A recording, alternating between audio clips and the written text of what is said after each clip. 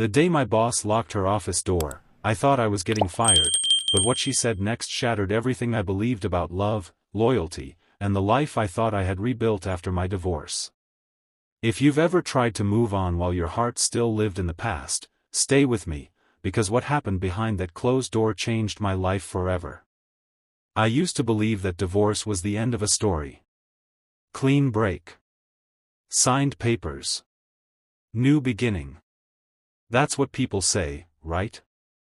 But no one tells you how the silence follows you home, how even laughter starts to sound like an echo. 6 months after my divorce, I buried myself in work. Long hours, no distractions. It was easier than facing empty evenings and memories that refused to fade. That's when she entered my life, my boss, Elena. Elena wasn't just successful. She was composed, distant, and somehow untouchable. The kind of woman who walked into a room and made everyone straighten their posture. She rarely smiled, and when she did, it never reached her eyes. At first, I thought she didn't even notice me. Just another employee in her company. But slowly, things began to change. She started calling me into her office more often. Not just for work, but for conversations. "How are you holding up?" she asked one evening, her voice softer than usual. I shrugged. "I'm fine." She looked at me for a long moment, like she could see right through the lie. "No, you're not." That was the first time someone had said it out loud. And for some reason, hearing it from her made my chest tighten. Days turned into weeks, and our conversations grew longer. She told me about her struggles, her loneliness despite having everything money could buy.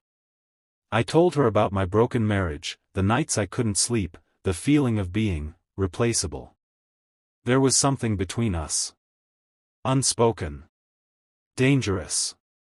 But I ignored it. Because she was my boss. Because I was still healing. Because I wasn't ready.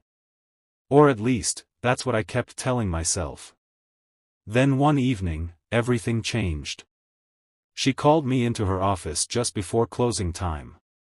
Her voice was different. Serious. When I walked in, she stood up slowly, and locked the door behind me. My heart skipped. "Elena, what's going on?" She didn't answer right away. Instead, she stepped closer.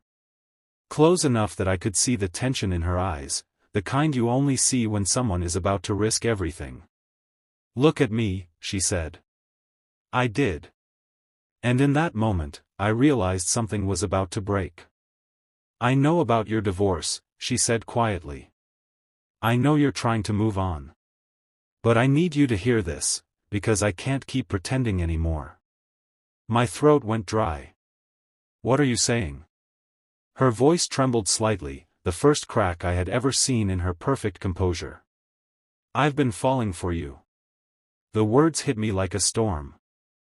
I tried to stop it. I told myself it was wrong, that it would ruin everything. But every time you walk into this office, every time you pretend you're okay when you're not, it breaks me. I stepped back, overwhelmed. "Elena, this isn't." "Don't," she interrupted softly. "Don't say it's a mistake. Because it's not."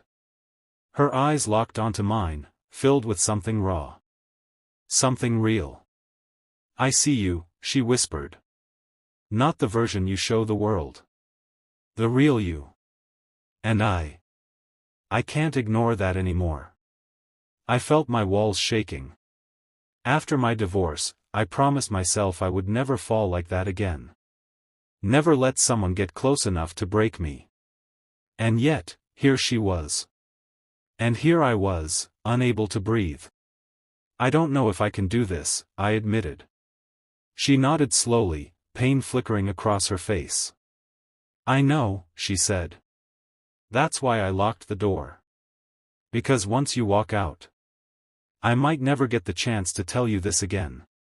Silence filled the room. And for the first time since my divorce, I felt something other than emptiness. Fear. Hope. Confusion. Love, maybe. But love after heartbreak doesn't feel like a fairy tale. It feels like standing at the edge of something beautiful, and being terrified to jump. And I didn't know if I had the courage. But what happened next made the choice impossible to ignore. Because just when I thought her confession was the hardest part, she said something that completely broke me, and forced me to confront the truth I had been running from. "Elena," I whispered, my voice unsteady. "Why me?" She smiled faintly, but there was sadness behind it. "Because you're the only person who never tried to impress me," she said. "You never saw me as the boss, you saw me as a person." Her words hit deeper than I expected. "And because," she continued, her voice softer now, "you're just as broken as I am." I froze. "I was married too," she said quietly. "Years ago. It ended badly. Since then, I built walls so high no one could reach me. Until you." I didn't know what to say. Two broken people, standing in a locked office, holding pieces of their past, trying to decide if they dared to build something new. "This won't be easy," I said. "I know. We could lose everything. Your reputation. My job. I know. And if it goes wrong." She stepped closer again. "Then at least we'll know we tried." That's when it hit me. All this time, I thought I was protecting myself by staying closed off. By avoiding risk. By pretending I was fine. But the truth? I was just afraid to live again. Love doesn't come when you're ready. It comes when you're broken, when you least expect it, when you've convinced yourself you don't need it anymore. And maybe, just maybe, that's when it matters the most. I looked into her eyes one more time. This time, I didn't see my boss. I saw a woman who was just as scared as I was, but brave enough to speak the truth.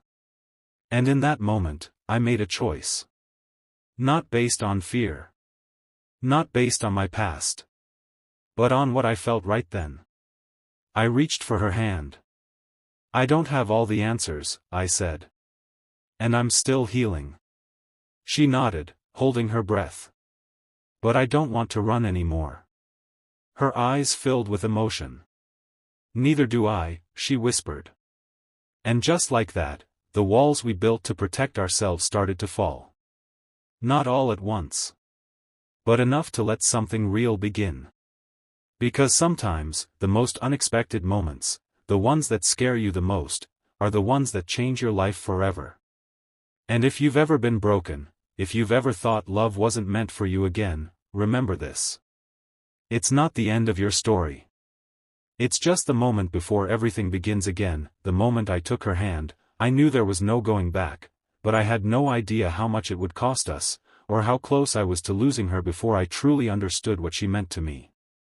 If you've ever risked everything for a second chance at love, this is the part of the story you don't want to miss. For the first time in months, I didn't feel empty walking out of that office. I felt alive.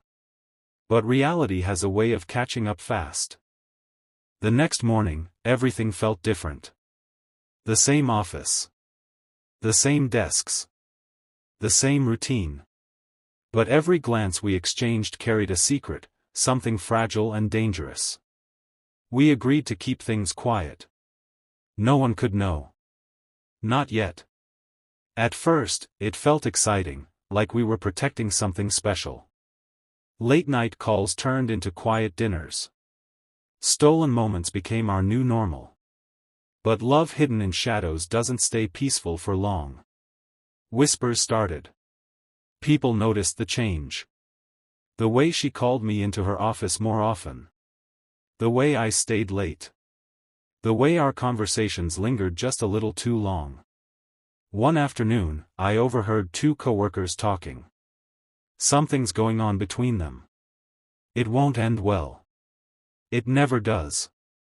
I tried to ignore it, but doubt started creeping in. Was I risking my career for something uncertain? Was she? That evening, I confronted her. This is getting complicated, I said, standing across from her desk. She looked tired. Not physically, emotionally. I know, she replied softly. We can't keep hiding like this. I know. Then what are we doing, Elena? For the first time, she didn't have an answer. And that scared me more than anything. Days passed, and the pressure grew heavier. Meetings felt tense. Conversations became shorter. The warmth between us started fading under the weight of reality. Then came the moment that broke everything. I was called into HR.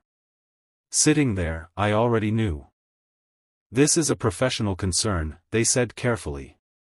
There have been reports about your relationship with your boss. My chest tightened. It's affecting the workplace. I didn't argue. I didn't deny it. Because deep down, I knew they were right. When I walked out of that room, I felt something I hadn't felt since my divorce. Loss. That night, I went to her office. This time, the door wasn't locked. She was standing by the window, staring out into the city lights. They know, I said quietly. She didn't turn around. I expected this, she replied. Her voice, it was different. Distant. So what now? I asked. Finally, she faced me. And what I saw in her eyes broke me more than anything she had said before. We end this. The words hit harder than I imagined. What? It's the only way, she said, her voice steady but her eyes betraying her. Your career is just starting. I won't be the reason it ends. And what about us? I asked. She hesitated. There is no us if it destroys everything else. I shook my head, disbelief flooding in. So that's it? We just pretend this meant nothing? Her voice cracked for the first time. Don't say that. Then what do you want me to say? I demanded. That I'm okay with losing you just to make things easier? Tears filled her eyes, but she didn't let them fall. This was never supposed to happen, she whispered. But it did. And maybe that's enough.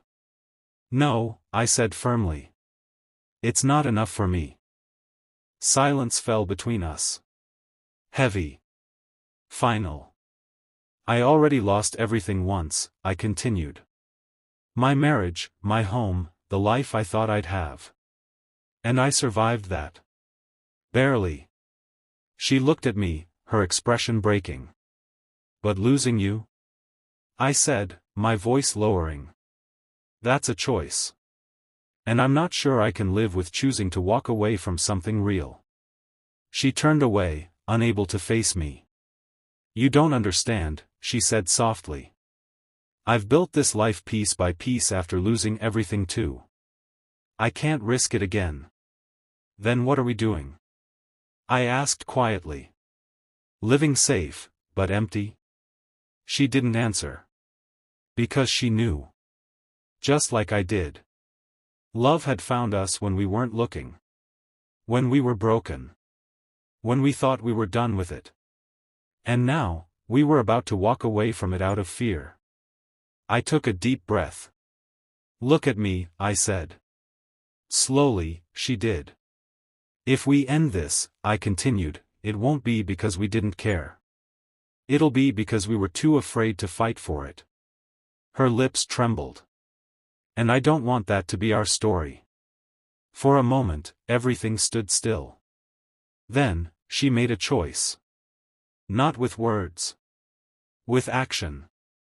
She walked to her desk, picked up a document, and held it out to me. What's this? I asked. My resignation, she said. I froze. You're leaving? She nodded, tears finally slipping down her cheeks. I won't let love become a mistake we regret, she said. If choosing you means walking away from this position, then that's a risk I'm willing to take. I couldn't speak. In that moment. I understood. Love isn't about convenience. It's about courage. It's about choosing someone, not when it's easy, but when it's hard. I stepped forward, closing the distance between us. You don't have to do this alone, I said. She looked at me, hope flickering through her tears. Then don't let go, she whispered. I won't. And this time, I meant it. Months later, everything looked different. New jobs. New beginnings. No secrets. It wasn't perfect. It wasn't easy. But it was real. And sometimes, that's all love needs to survive. Because in the end, life will always give you reasons to walk away. But the right person? They give you a reason to stay. So if you ever find yourself standing at that crossroads, between fear and love, remember this. The greatest risk isn't falling again. It's never allowing yourself to feel anything at all. And sometimes, the bravest thing you can do is choose love anyway.